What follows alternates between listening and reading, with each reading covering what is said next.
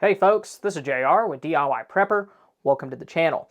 We are right at the end of 2024, and over the course of this year, we've looked at a lot of different preps and survival gear, and I thought it'd be a good idea to kind of do a recap of a handful of preps that I've looked at or gotten over the past year that I think are very useful and practical. I think if you get these, you would almost certainly be able to find some sort of use for them. And if there's something that I left out, there's a good chance I didn't forget about it. There's a very good chance I just talked about it in one or several videos from the past year or beyond. And since we're in the winter months, I thought it'd be a good idea to start off with some cold weather preps, the first one being this Mummy sleeping bag. This here is the Kelty Cosmic Synthetic 20-degree bag, and I used this when my family and I went camping at the Grand Canyon earlier this year. It was like 30 degrees outside with snow, freezing rain, you know, all the fun things that people from Texas absolutely hate. We never deal with it, so we don't know how to do so, but this really did a good job helping me stay warm. I normally keep this in my bug out bag, especially during the winter months because it's lightweight. It also kind of compresses very small inside of its stuff sack, so it's good for that. But also, since things are kind of cold, different places, this would be good to keep in your car during those winter months as well, since you never know if you might get stranded by the side of the road. This could help you stay warm if that happened. Now, if you're needing something more for home use, then a wool blanket's a very good option. Those are very warm, and I mean, you can also use them camping and things like that. We actually took that with us on that same camping trip and used that to help cover up our son. He just kind of had a little, kiddie sleeping bag, and that wool blanket gave him a little bit more insulation, and I think he stayed warmer than both either my wife or I.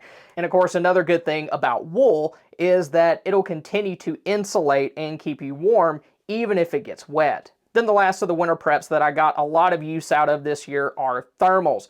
The ones that I have, there's some very lightweight Polar Tech kind of milsurp type things, or that's what they allegedly are, but it's just nice to have a good warm base layer that you can use during the colder months. It helps with layering. You can add layers if you get cold, remove them if you get hot, and having that base layer is just an important part of that. Now, if you're wanting something a little bit nicer than just the thin ones that I have, then Thermajon for guys and Thermajane for the ladies, they make really good stuff both. My wife and son have some of their thermals, and they're very soft, kind of a little bit thicker than what I have, and they seem to like them a lot. Then another important thing to keep in mind during the winter months is fire safety, and having something like a fire blanket's a very important part of that. Now, I have not had to use that this year, thank goodness, but I was very pleasantly surprised to see these in some local stores this year. I got this one from my local Home Depot. And what's nice about a fire blanket versus a fire extinguisher is, say you have a grease fire in your kitchen. You can just toss this blanket over the top of that rather than having to douse your entire kitchen with chemicals from your fire extinguisher. Now, that being said, you do want to have a fairly large, well-rated fire extinguisher in your home, because this won't be able to handle everything, but it is very nice to have somewhere near your oven and stovetop that you can get to it very quickly, just because you never know when an emergency might happen, and having one of these handy could prevent a lot of problems. The next prep that I really enjoyed using this past year is a wax melting pot. Now, I know a lot of people may not consider this to be like a true prep or just preparedness related item, but if you're making things like buddy burners where you're having to melt wax, or you're making candles, then something like this is a lot easier to use and a lot more convenient than melting wax on your stovetop or taking it outside and using some sort of camp stove. You're not going to have to use any fuel. You'll just be able to use electricity. And also, since you're melting the wax inside of this, you're not going to have to sacrifice one of your pots and pans that you would normally cook with. This is just going to make that process a whole lot easier, and if you're using the same type of wax over and over again, you really don't even have to worry about getting all that out of there when you're done. Just remelt it the next time that you're ready to go. Then the next quasi prep I've really enjoyed using this past year has been this Klein Precision screwdriver set. This here has a ton of different bits that are hard to find that would be very useful if you're working with different kinds of electronics. But it also has more common bits, like this here is a number 2 Phillips, which pretty much everything under the sun uses. Also has a T10 security bit, which is, if you have a Ring camera like what I have, that's what you use to take out the mounting screws so that you can charge it and things like that. And this is really taking care of pretty much all of my needs that I've had as far as, removing little screws go over the past month. And that includes all the little toys that my kids gotten for Christmas. Everything's just here in this case, all in one place. And what's nice is Klein is well known for making high quality tools. This is good stuff here. And then also the handles on Klein screwdrivers are some of the most comfortable that you'll find. Then a more true preparedness related tool that I've used a lot this past year has been the Leatherman Wave. These, of course, they've been around forever. They're very popular. I've been a big fan of the Victorinox Swiss tool line, and I've used those a lot. This was given to me as a gift towards the beginning of the year, and I've used it a lot. I've grown to really like it, especially the fact that it has one-handed opening blades, and these little cutouts here, they're probably large enough that you might be able to get some gloved fingers in those grooves as well. This has pretty much all the tools that you would reasonably expect to need out in the field. It has a lot of functionality, and then also its small form factor is very nice. My Swiss Tool X is a lot bigger, and this just takes up a little less room in your pack or on your belt. Then one of my favorite all-time preps is the Reliance Aquatainer and the Waterbrick. Portable water containers like that are just very nice to have around during things like boil water notices.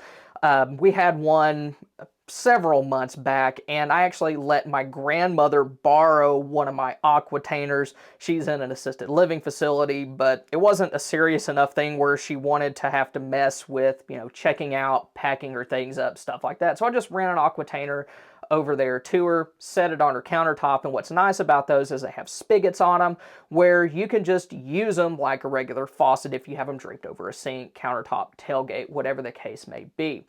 Then along the lines of traveling, another thing that I was very glad to have this year was the tonneau cover on my truck. We got that before our big road trip earlier this year, and it did a great job protecting our stuff from rain and then also snow.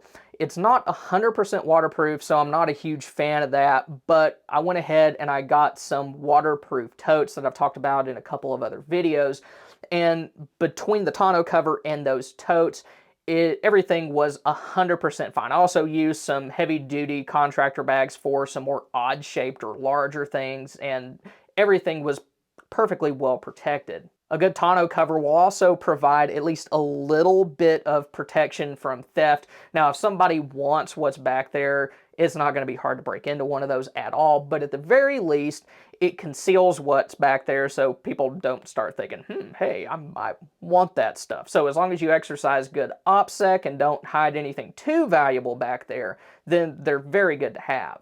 But getting into some more true preps, I guess you could say, one solar generator that really impressed me was the EcoFlow Delta 3 Plus. Now, to be fair, I did get this one and the next generator that I'll talk about for during reviews earlier this year, but the companies have no idea that I'm doing this, so none of this is sponsored right now.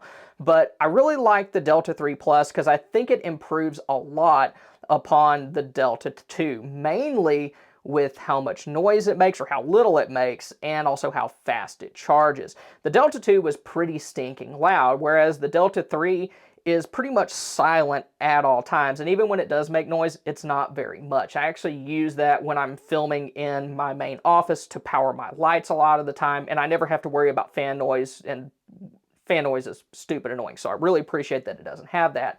And then also, it's probably the fastest solar generator that I've had when it comes to AC charging. So if a storm's headed your way, just plug it in and it should be topped off very, very quickly. Like the Delta 2, it's also expandable and it can use Delta 2 extra batteries. So if you already got one of those, then you can use those extra batteries with the new Delta 3 Plus. And even though it's not a whole home option, it'll run pretty much anything that you would reasonably expect a solar generator of that size to run.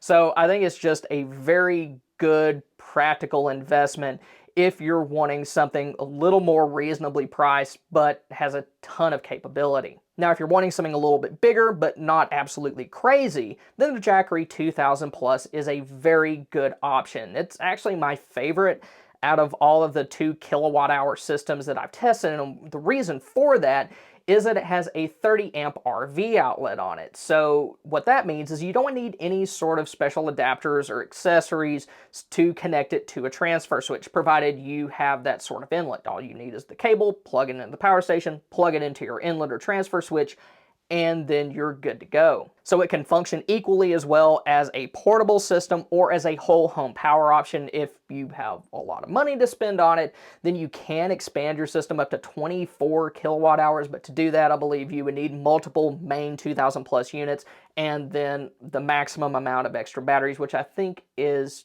2 per unit. Then another prep that I really enjoyed using here recently was the Layman's Laundry Plunger. And laundry, I think, is one thing that most preppers totally overlook as far as having enough water for it, having the equipment that you need to do that. But what's nice about the laundry plunger is that it does a good job cleaning articles of different sizes. So you can clean everything from like just a normal small t-shirt all the way to maybe like larger blankets, towels, things like that. And you can use it with just cheap 5-gallon buckets. The method I showed used 3 buckets. One was your wash bucket, another is kind of a draining colander, and then you have your big drain bucket on the bottom.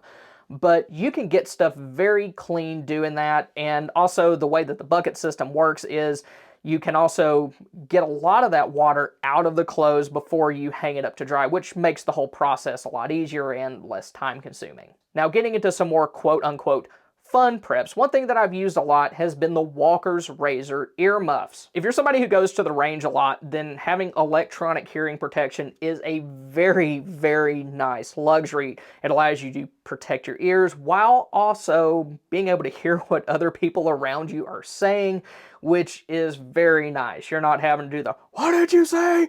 What?" You're not having to do that all the time. And also, it allows you to keep your earmuffs on more often. You're not going to be doing this thing where you shoot, take your earmuffs off, talk, and then put them back on and shoot some more. Because if you're at the range with multiple people, yeah, everybody might be behind the line, but some dipstick might start letting a few off the chain without checking to make sure everybody put their ear protection back in. And this helps reduce that. And also, like, one thing I did this year was just going shooting with folks that I hadn't been with before.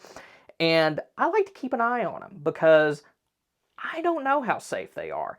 And having this on all the time prevents me from being messing with my earmuffs when they could be doing something potentially stupid. Now, something about these that maybe isn't the best is that you cannot tell necessarily what direction the sounds are coming from. Like the way that the microphone and the speakers are designed inside of these is somebody could be behind you talking over here and you really have no idea where that's coming from. You can hear them, but you can't tell what direction that is. Other than that, though, this is a very good way to get into electronic hearing protection without having to spend a lot of money. I think this particular one, color and everything, I believe is like around $35, which is pretty inexpensive for what you get. Then another range prep that I've really enjoyed this year has been my target stands. And yeah, I know that this and the earmuffs should probably be mentioned on my second channel, DIY Prepper Reloaded, but I'm not going to do a video like this one over there, so I figured I'd just go ahead and throw them in.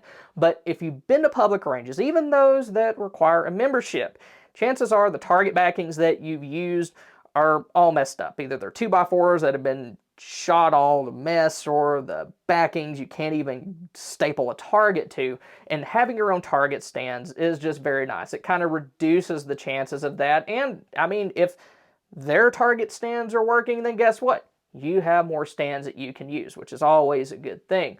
But the bases that you buy, I think they're like 35 or 40 bucks. Then you'll need a couple of small pieces of lumber and then some cardboard. And if you're anything like me and my family, you get a ton of shipment. So cardboard really isn't that hard to find. Of course, if you don't get Amazon packages every time somebody sneezes, then you can always buy your own cardboard backings or find somebody else that gets boxes and then just make them for free. Now, a couple weeks ago, I did a video that was a little bit similar to this. It was preps that you'll actually use, but it has some different stuff in it. So if you want to check that out, then click here. Or if you want to see what you would need to survive the first month after the big honking collapse, then click here. Thank y'all for stopping by. Y'all have a good one.